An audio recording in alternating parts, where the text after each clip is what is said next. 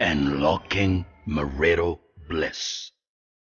You're so much welcome to Unlocking Marital Bliss with Miss Iris Rod, and it's always a pleasure to have you here. It's so enjoying, so wonderful, so beautiful to be on this show. We appreciate all of you that follow us on Facebook, that send in messages, your testimonies on how this show has become a moment of giving you keys to unlock bliss in your marriages. It is working out, and those of you that are watching us for the very first time, it's a pleasure. You're never going to be disappointed. Tonight, I'm bringing in something that is so pertinent as usual. One of the things that has destroyed most bliss in marriages is alcoholism or alcohol. You're married to a spouse who drinks and drinks, before long takes drugs, and then before long a lot of stuff happens. Can no longer take care of the home, can no longer take care of the kids. Things are getting out of hand. We want to dig deep into this tonight. Married to somebody who's really an alcoholic. Can you overcome? Tonight I have a couple that actually was able to overcome, and they are enjoying and seeing bliss in their marriage again. They're going to be telling us how they did it, how it came about, and what they went through. But for now, I bring the question to you. How are you going to handle an alcoholic as your spouse? We're going to find out. Let me hear what you got to say, and we'll be right back.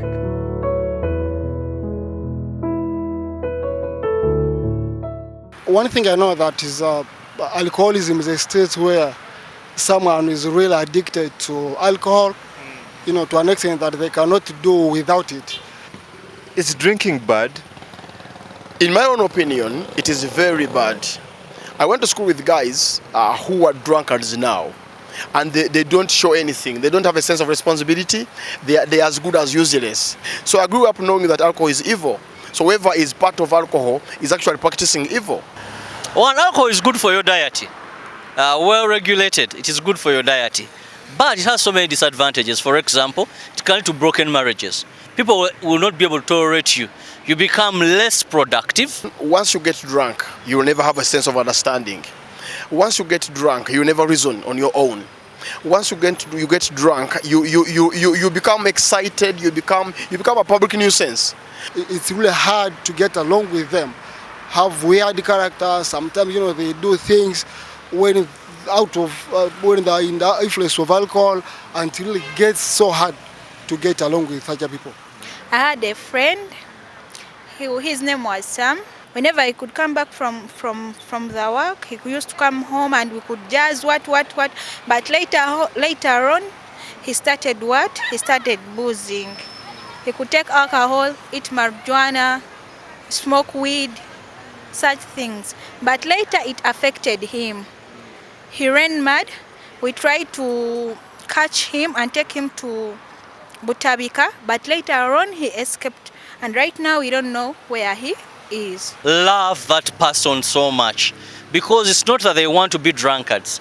It's not that they want to be addicts, but you just have to love them so much. You not begin by condemning them. The challenge we have is people point fingers, people condemn them. At the end of the day, someone feels they're left out. If your child or your daughter or your son see you boozing, don't think that he won't booze. He'll say that, no, my dad booze. My dad takes alcohol. My mom takes alcohol. Why don't I take alcohol? Let me also take alcohol. And they won't know the bad thing in alcohol. If you feel you cannot, do away with alcohol, I think it's better that you do what we call responsible drinking. If you take alcohol, then it should be in a designated place. And if you know that, for example, you have a spouse, you are in a relationship, ensure that when you come home, you try to diffuse all the consequences of the alcohol you've taken, because there is no reason why you should take alcohol and then you come when you are smelling, maybe you've urinated on yourself, and every other thing. We have lost the youth through drugs and alcohol. We've even lost fathers. They have lost responsibility because they are drunkards. A father would leave home without leaving money at home, then he goes to work, leaves work, goes to a bar, and spends all the money he has worked for in that day.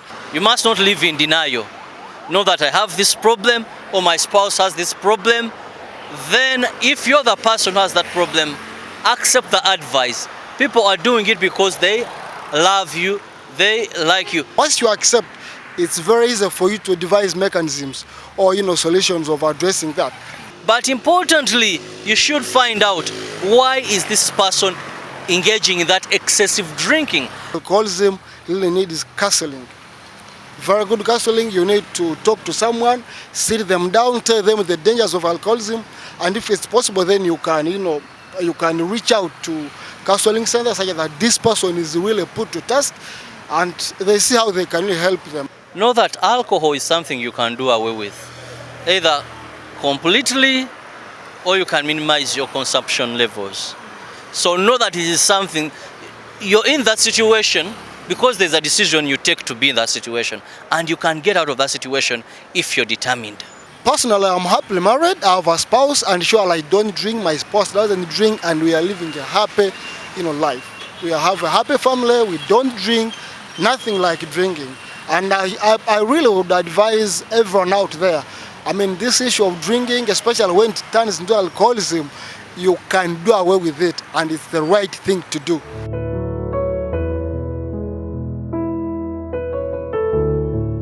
It's always a pleasure to have you here. And tonight, like I have said, I've heard your particular answers. And you got an alcoholic as your spouse. And you don't know, probably you're going to end your marriage. Is that the solution? How are you going to overcome? How are you going to make it to see bliss in your marriage? That's the question tonight. And I have a couple, beautiful couple. They've been married for over a decade. And they're here to tell us their life story and how they overcame this. I believe it's going to inspire you. It's going to take you to another level, and you're going to have bliss in your marriage the way they had in theirs. So together with me, would you welcome Bill Bakunda on Unlocking Marital Bliss.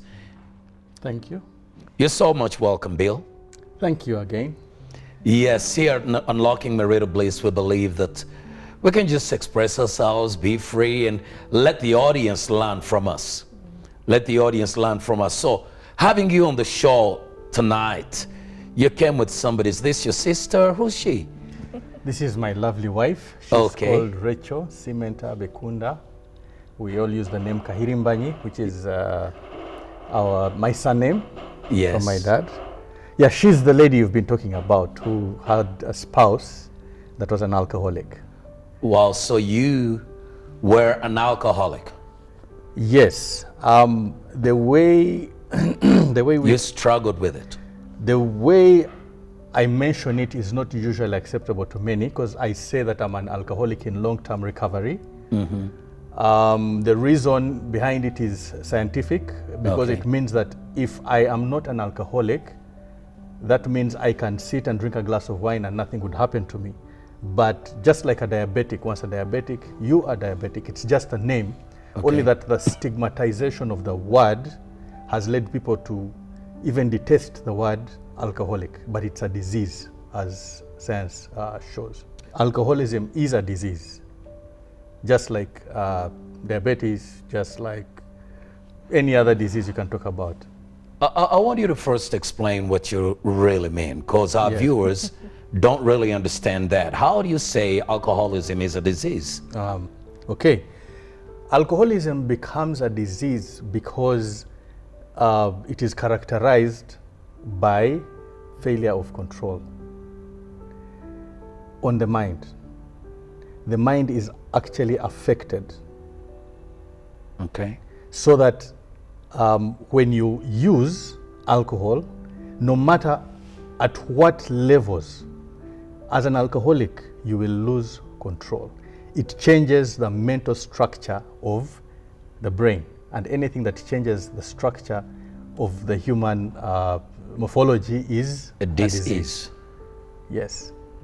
So it's no longer functioning the way it is supposed to function? Yes. It's not functioning. You can't function. Why can't you function? Because it takes control. There is so much that happens to a human being when they drink alcohol.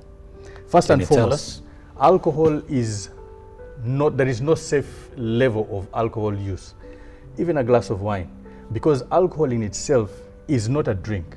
Many people don't understand this. Alcohol is a molecule of the combination C2H5OH. Now you're going into chemistry. No, that's not chemistry, it's just the explanation. Now what happens is that this molecule is purposed for combustion purposes only. Oh, come on. Yes. For combustion purposes only. Yes. So alcohol, what you find in benzene, what you find in jet fuel, what you find in petrol, what you find in diesel. Oh, don't say that. Is exactly the same thing that you find, the same molecule you find in the best wine. In the Kavera Waraj, for those who understand what Kavera Waraj is. Oh my God. It is just, I say that it is only different flavors. And but it's different the same concentration. ingredient. Yes, because during my days of alcoholism, if I may bring that in, I had reached a point where I could drink aftershave, I could drink... Oh, come on, no. I could drink spirit. Hold it. Good Lord.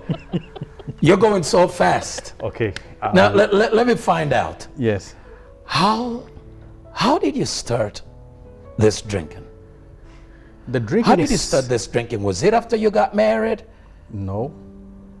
You have your Muslim mentor here? Yes. Hey, beautiful. Yeah. Did you meet him when he was drinking? He had stopped for a while.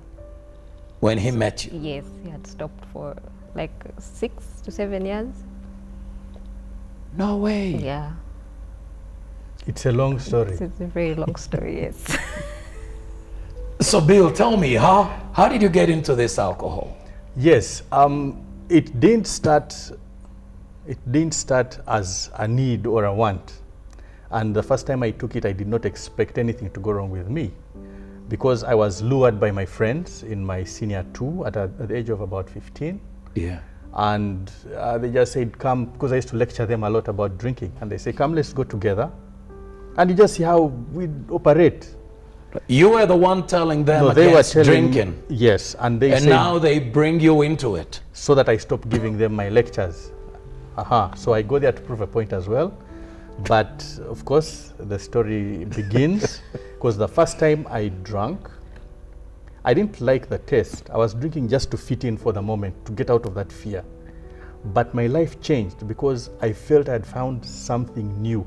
I felt lighter, I felt better, I felt more interesting, I was courageous. I became an overnight sensation because everybody was excited about what had happened to me, that transformation. Oh, Lord. And it goes on to my senior 4. I got my first suspension during my senior 6. Final exams. I was doing physics, chemistry, biology. Between the practicals and the theoretical exams, during that week you feel invincible. I was expelled. I traveled, I went abroad. My mother thought by, sending me to some countries where I couldn't speak the language, where the status was different. Maybe you would I would not change. connect to the alcohol. Didn't take more than 2 days for me to find the right company. Ooh. Then, I went to rehab when I came back after my studies. I was in a country where it's kind of acceptable, Ukraine. Okay. It's kind of acceptable. They actually help the people who have the alcoholism disease. Even the word alcoholic, which is alcoholic, Yeah. is a common word. And they used to call me, oh, this is our alcoholic. And it's okay, they help you. But here, nobody wants to hear that. They treat you like, I don't know, Yeah. I was in the real world. So I was sent to rehabilitation against my will. But while in rehabilitation, I spent 90 days. Was that in the Ukraine or here? That was here. So we have rehabilitation centers here? Yes, we do. Because a lot of people don't hear that. Yes, we do. We do. Okay, you'll tell us more on that. Yeah. So I was put into rehabilitation. I spent 90 days. That was the beginning of the change of my life. Then I started building my career. I went into video business. I went into so many things, different things. I don't know if I should go into detail. Go ahead. But yeah, Go ahead. I made some remember music videos for You actually took you know. some shots, some real music videos. And I was the one doing the music, he was doing the videos. Yes. And I think that was yes, it was the time when I met my wife, when I was clean, organized, and functioning. Actually, maybe she'll tell you where she first saw me, Yeah. but it was in relation to going to church. Wow. So I spent those few years, about 7, building my life. Within that part, I got married, I got a child. Yeah, and then part 2 began. Part 2 began. I had a relapse. So, Mrs. Kahirimbanyi, Yes. when did you ever discover that your husband had gotten a relapse?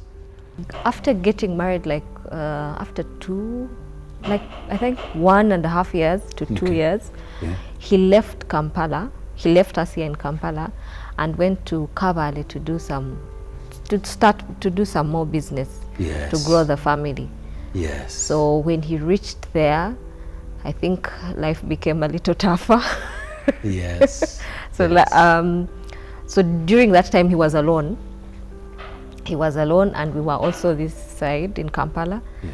So he wanted to start a hotel. Yeah. That is his story. Yes. But he wanted to start a hotel, but a friend of his told him, if you want quick money, start a bar. So he opened up a bar in Kabale.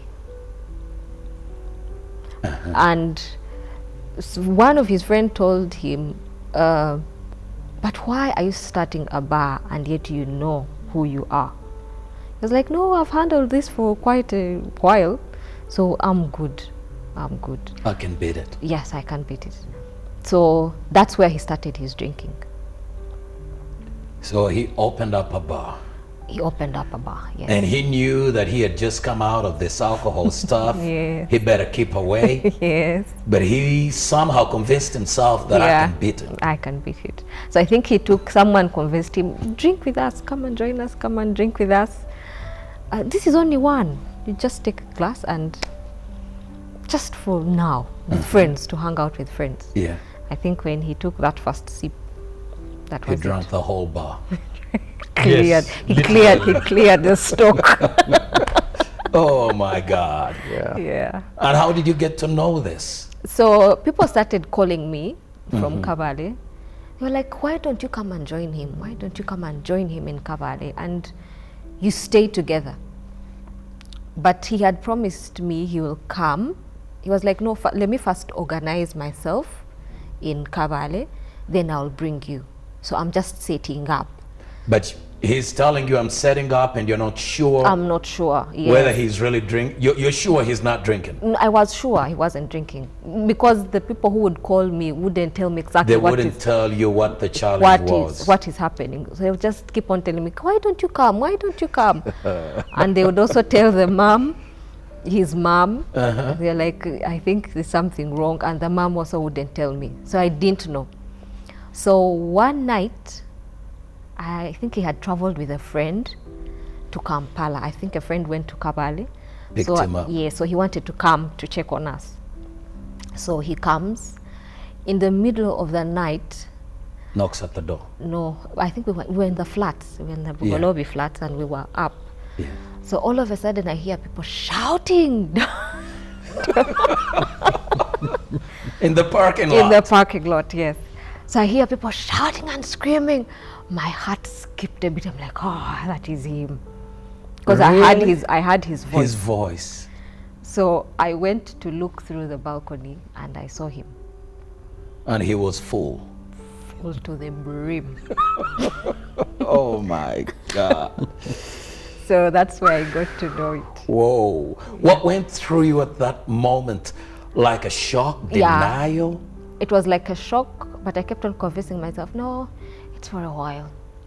It will calm down. It's just for a night. I kept on telling myself it will be okay. It will be okay. Yeah, but my heart was pumping so fast. I could not breathe.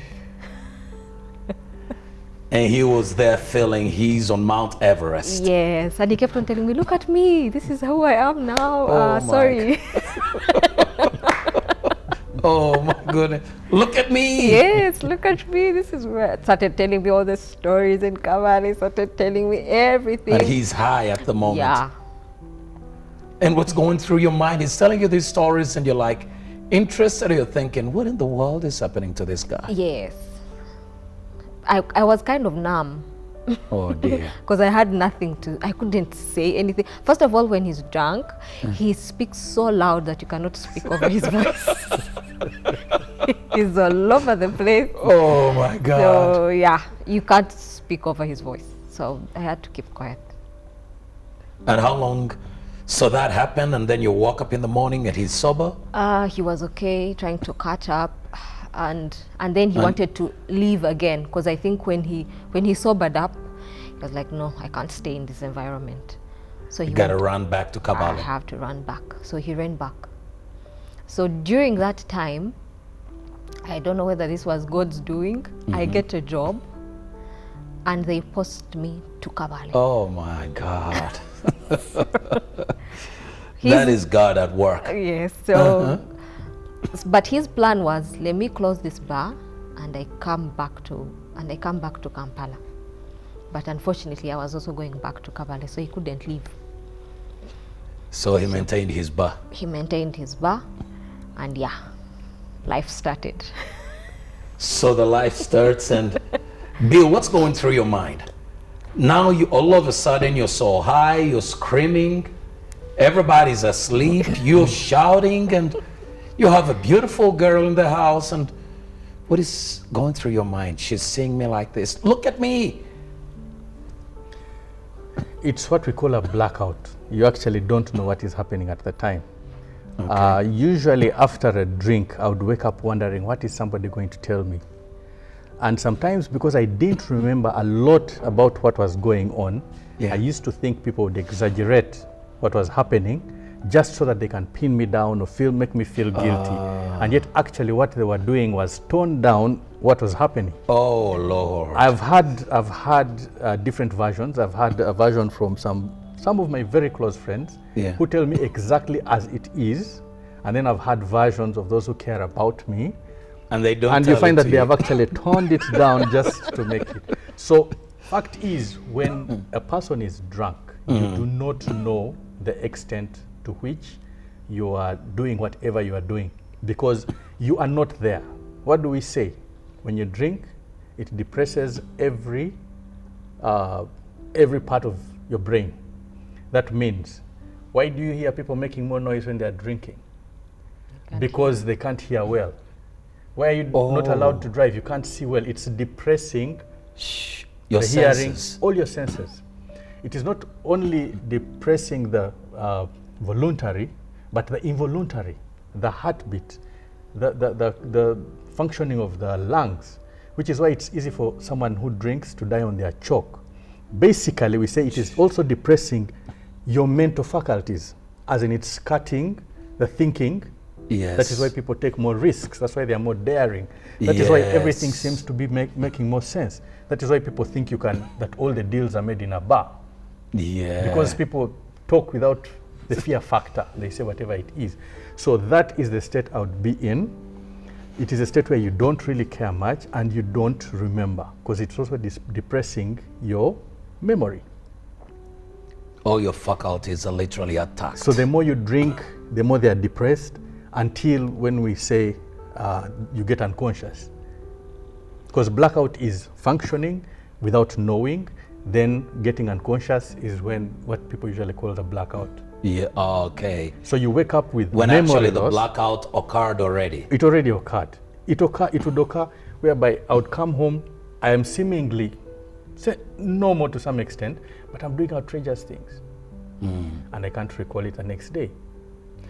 But what would go through my mind would come the next day. What did I do? When I'm done with a binge, depending on how long I've drunk. And it would be like, now what have I done? Now what can I do to make it right? I am sick. My body is sick. Remember, alcohol is such a poison that when it gets into the body, the liver stops working on any other toxin in the body because it has identified something very lethal. So until it removes all the alcohol, that molecule, from the body. Remember, it's for combustion. So when it's in the body, it's doing what? Burning. It burns everything. It comes in touch, with brain matter, blood cells. Then it expels only about 100 grams per hour. That's about a shot per hour. And there is nothing you can do to speed it up. Jogging, drinking coffee, hot tea, no. That only helps expel some of it through the skin. So the liver is overburdened the more you drink. So it first, as it expels it, all the other toxins that are natural to the body that the liver is working on are now within the body. So by the time it starts working on them, you're feeling sick. That's why you can even look at someone, and especially the alcoholic, and they have like a swollen, turgid face. If they're brown, they turn red. That's all the natural toxins in the body. And then you're sick. So your body is sick, your mind is going through crazy, thoughts, and you're asking yourself, but what is this thing that is beyond me? How come I wanted to control it and here I am? And you see, the same question I'm asking myself is the same question she would be asking. But why can't you stop? I'm also asking myself, why can't I stop? So when you see an alcoholic, they actually do not know why they can't stop. But every time they imagine that they'll find a way of stopping, they're in denial. They live in denial. Yes. Now the denial becomes part of your thinking, because the brain will make the body uncomfortable enough to get whatever it needs. Now if the brain is dehydrated, it will give you a burning sensation on the throat. You need water. It's a bully. Let's put it that way. Yes. So the brain, for it to function now, has gotten so used to alcohol that it needs it. So it sends signals to the body to make you uncomfortable. And you'll do whatever it takes to make the body feel comfortable just because the brain needs it. And at that point, it's the alcohol. It is the alcohol. So the alcohol takes control of you. You no longer control it. It is not conditional, it's unconditional. Now, a lot of people say, I can beat alcohol. Do you believe that saying? How?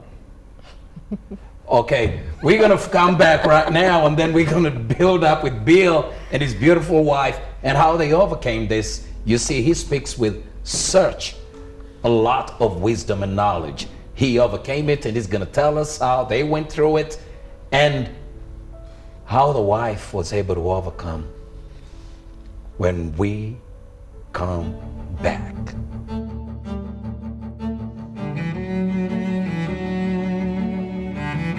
Unlocking marital bliss.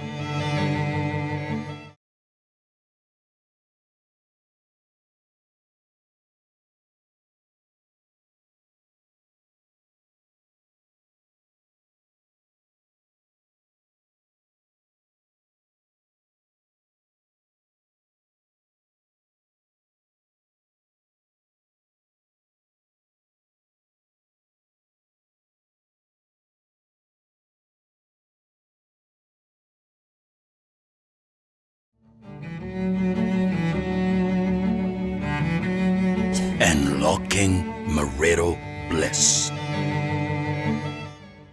We'll be back to Unlocking Marital Bliss, and it's always a pleasure to have you. We're discussing something very, very important, and a lot of lives actually are looking at this. Some of you are struggling with the same, but I have a couple that was able to overcome, and they're enjoying bliss in their marriage. When you have an alcoholic spouse, how are you going to overcome this? How are you going to help them? And we've heard Bill testify. He himself has been there. And it's been so worse. It's been so bad. And we're going deep into this bad that they went through and how they overcame it. So I'll get to Rachel. Yes. Before we took a break, Bill was telling us this whole thing, how, man, it becomes so hard. So he became an alcoholic and then he relapsed. I mean, having relapsed into that, what were the moments you remember?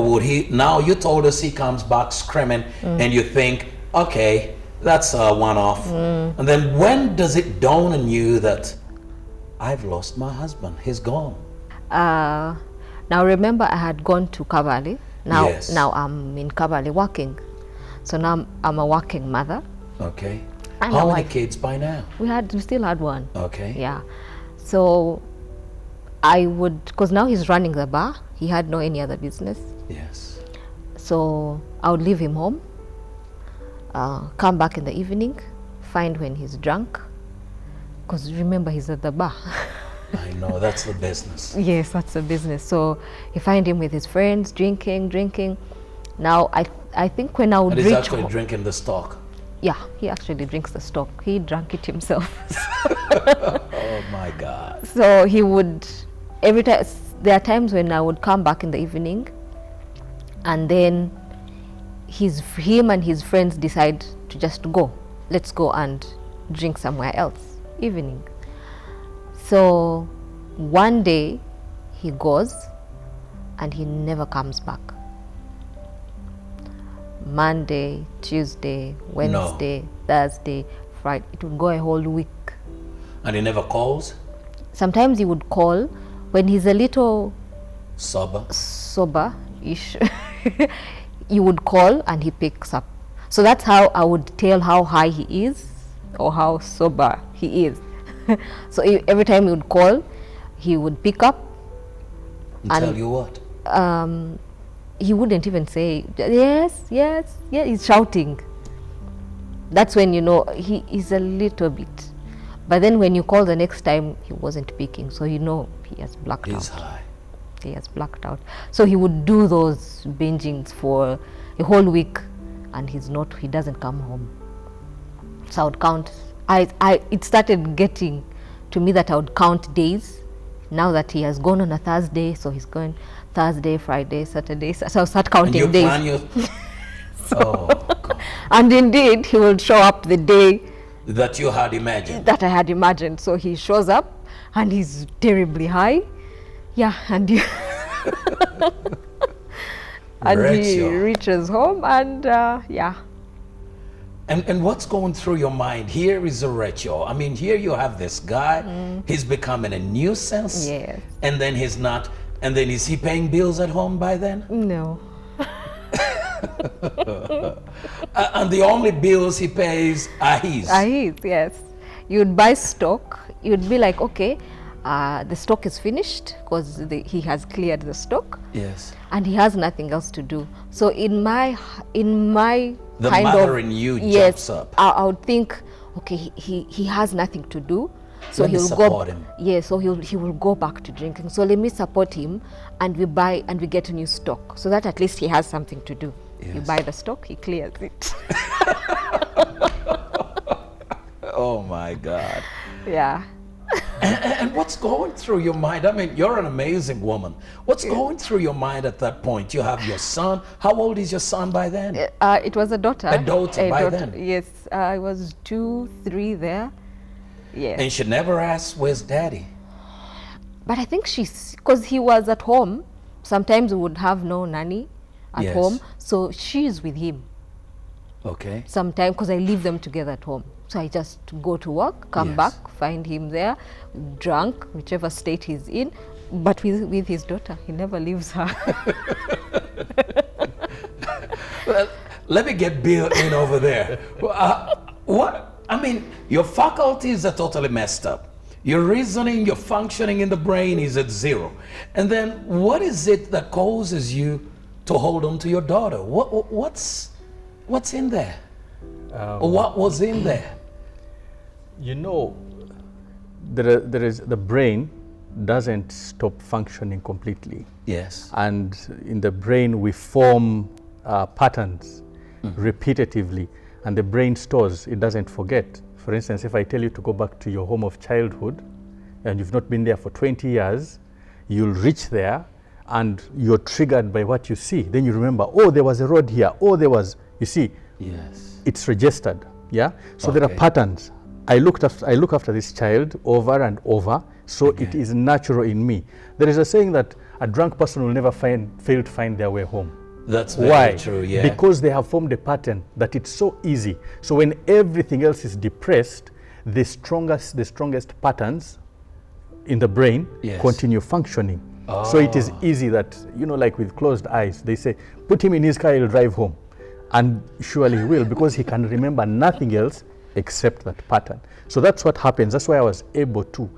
But how would I do it? It wasn't good, because I know, for instance, there was a time when she left a little bit of money and I was supposed to buy her something nice to eat. And I chose to buy alcohol. And I bought her bread. Yes. But you see, the thing is this. Do you think I intended to do that? I'm asking you a question. As a father, no. You don't intend to do that. But people look at you doing that and they will judge you immediately.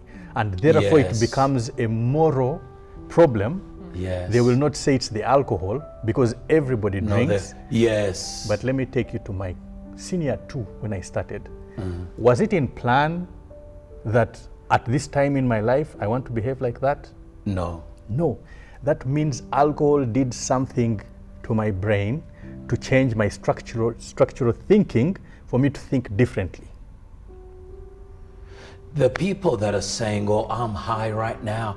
Oh, every time somebody's happy, they're opening up a bottle of champagne, alcohol, and all this kind of stuff. I mean, are they really getting high? Honestly, I've never done alcohol. So I'm trying to find out. And for our viewers, to help marriages keep away from the stuff that kills the bliss in marriage. Are they looking for the same high you are getting? Everybody looks for the first high. I always wanted to get the high I got the first time I drank because it was the best. Yeah.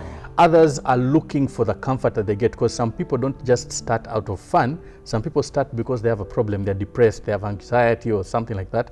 And the day they drink, they feel better all of a sudden. And therefore, it becomes the solution.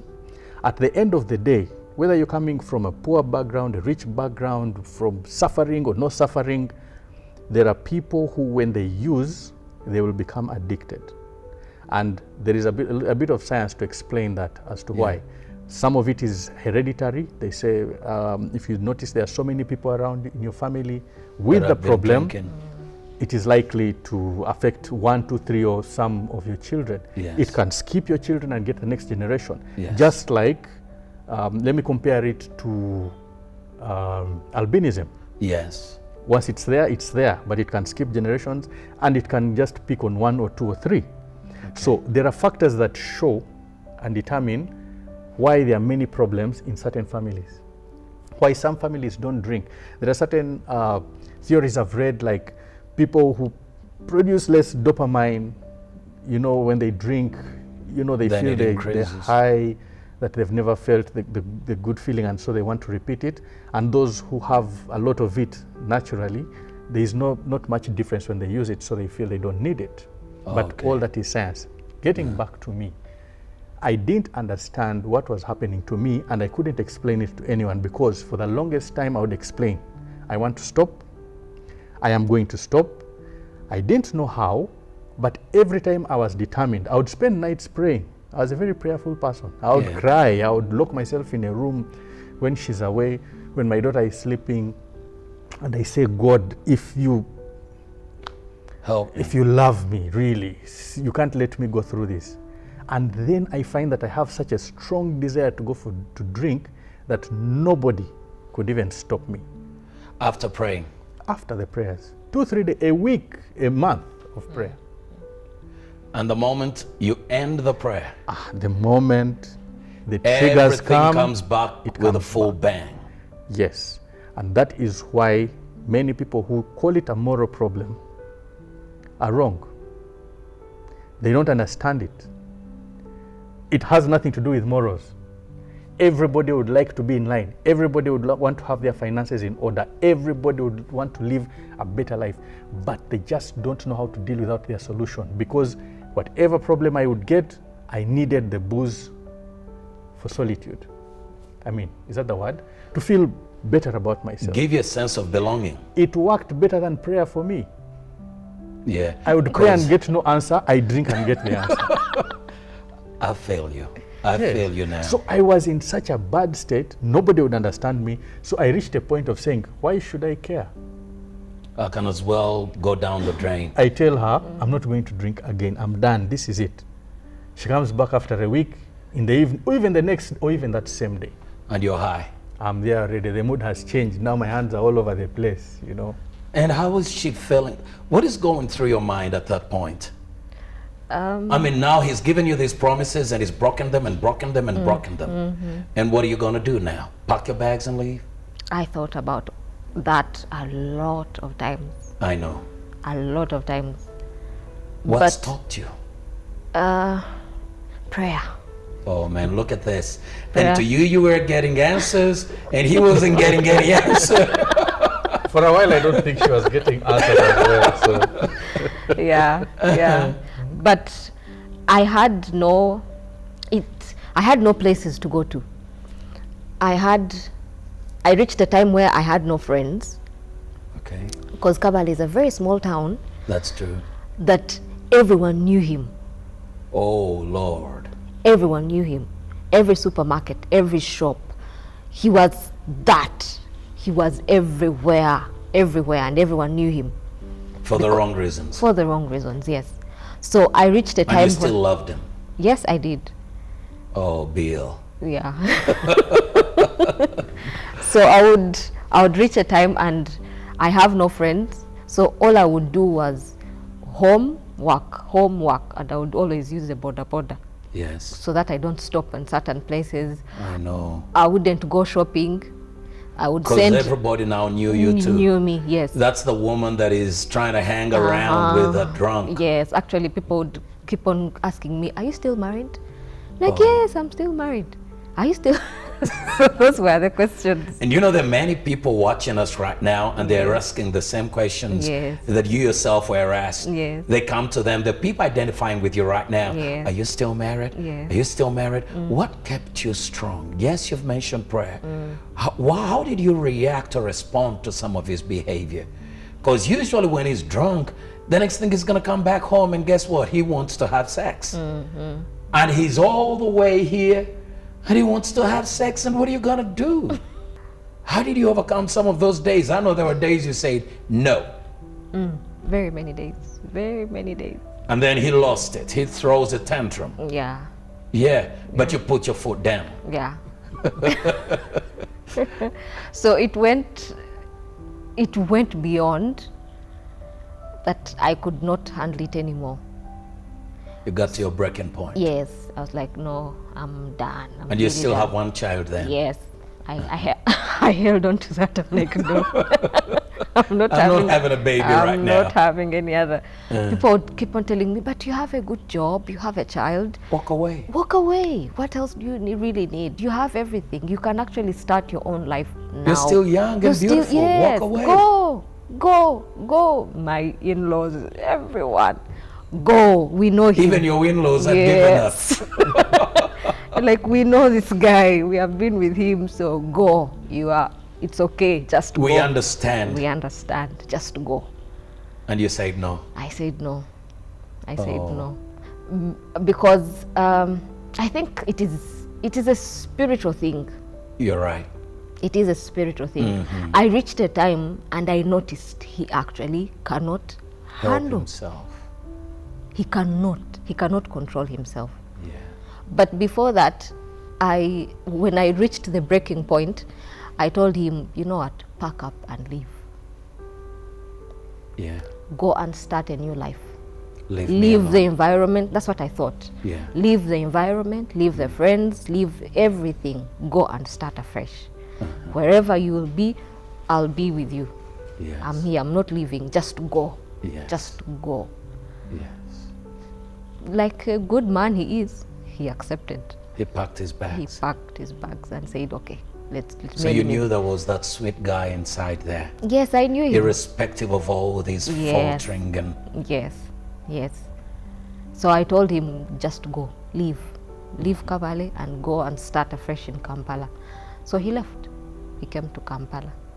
But did it stop? No, it didn't. It didn't. It actually wasn't, because now he's alone. He has no one to go to. He has no the friends. depression. It was bad.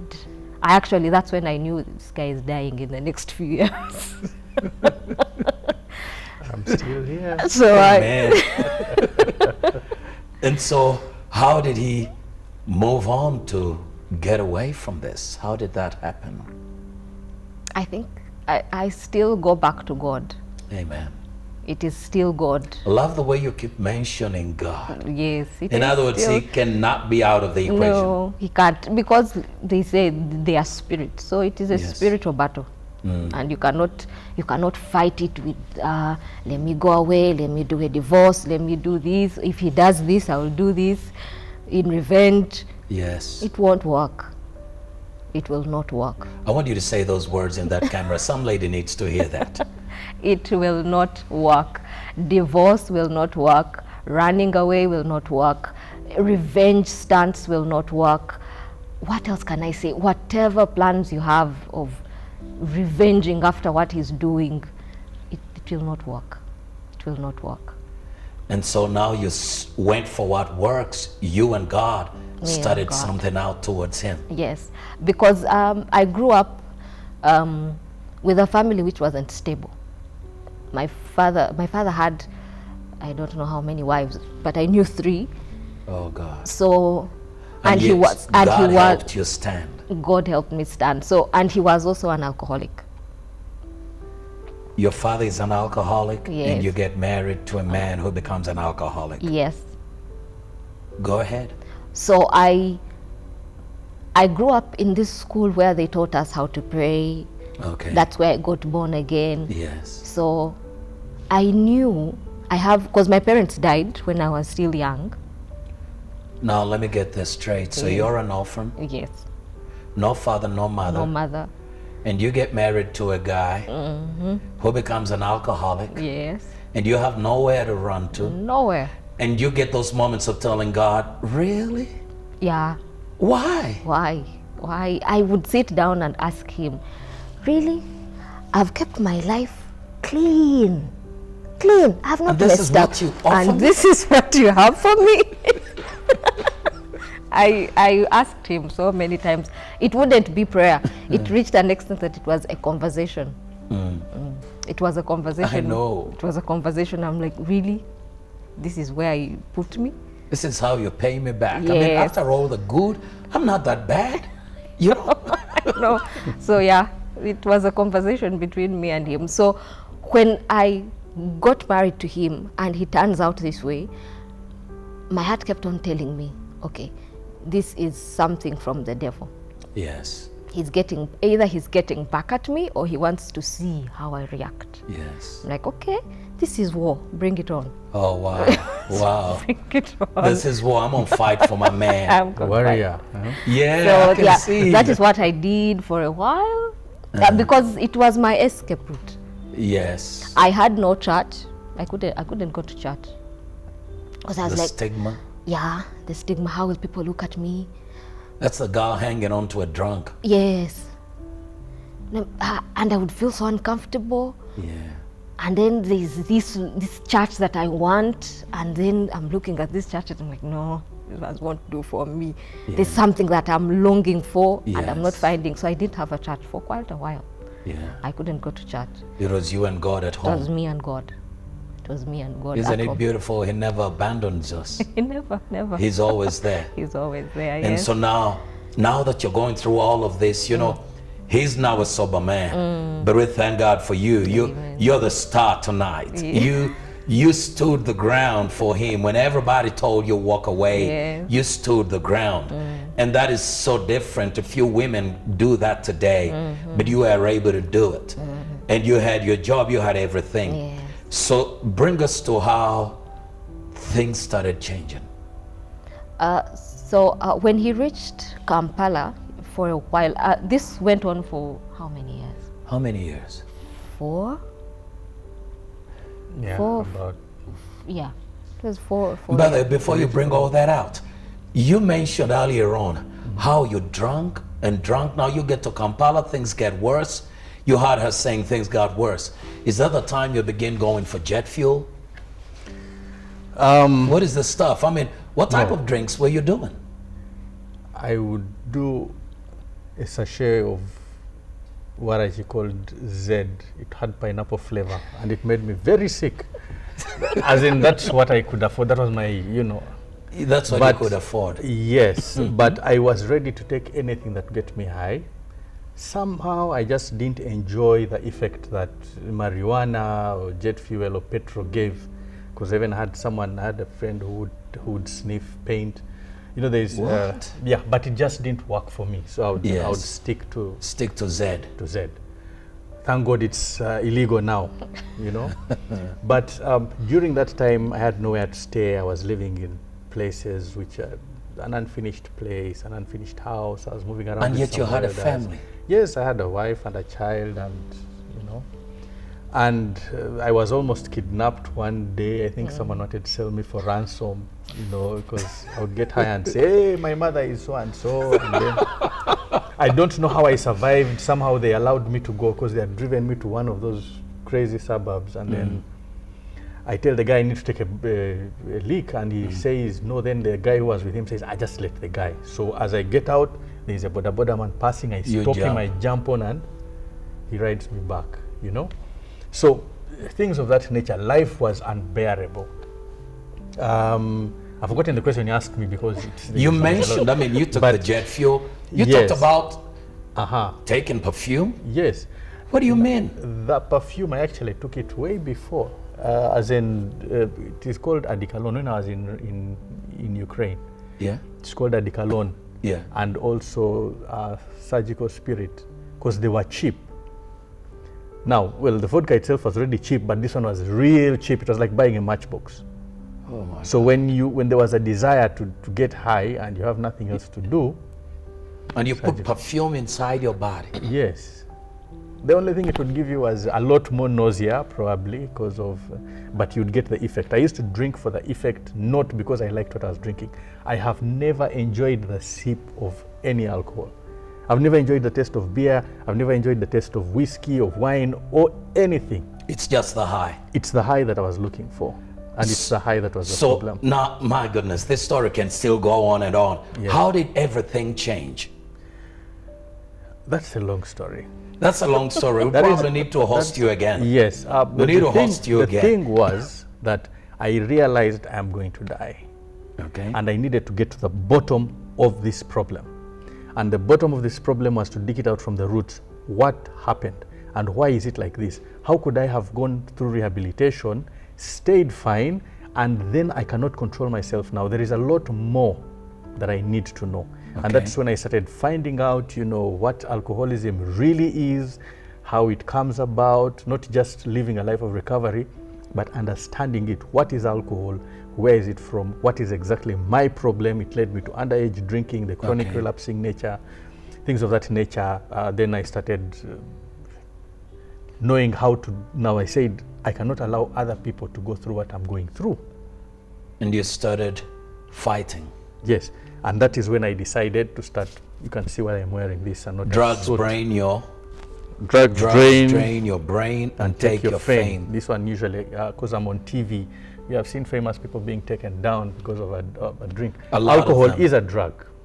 Alcohol is a drug. Yes, and it actually is the most dangerous of all drugs. More dangerous than cocaine. Yes, heroin. It is followed by crack cocaine and heroin by about 20 points. What? Yes, the harm it causes to self and others is, that's why I'm telling you that there's absolutely no need for the use of alcohol inside the human body. It's for external purposes only, to kill germs, anesthetic. No, thank you so much. I know this is so amazing. Let me ask I know our time is gone, man. Let me ask, how did you meet her again? No, she never, it's not like she left. She would check on me when I didn't have a phone. When I would drink the phone, she would still find her way there. I would somehow manage, borrow from here or there. And then let me ask, when is your birthday? December 12th. What do you have for this girl? Would you like us to know? December 12th. Yes, in a few days' time. In a few days' time. You're going to be celebrating her. This woman has been with you for years, and you have overcome. And usually as Unlocking Marital Bliss. I mean, with what you did, we're offering you dinner. Thank you. We're offering you dinner Thank you. to any hotel of your choice in Kampala. Amen. Thank you. Do we clap on TV? You can jump for any hotel of your choice in Kampala to celebrate a woman that has stood up and been an example. Yes. That you Thank can stand by your man through thick and thin and be able to change their lives. You did it. You saved him. You delivered him. You deserve to be celebrated. Thank you. Thank you. Thank you. This is Unlocking Marital Bliss with me, Cyrus Rod, and you've been watching, you've been following. Of course, man, this thing just goes on.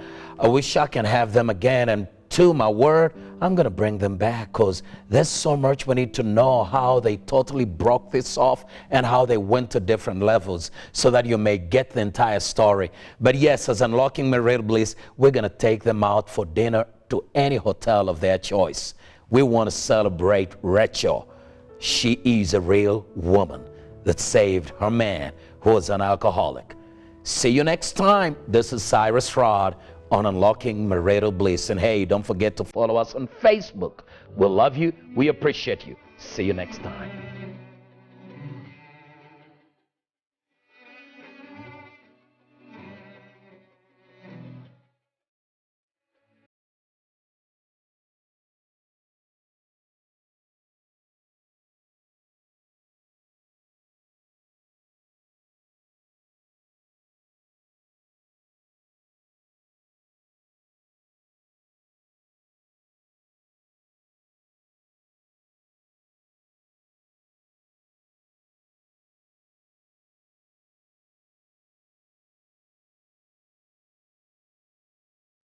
Unlocking Marital Bliss.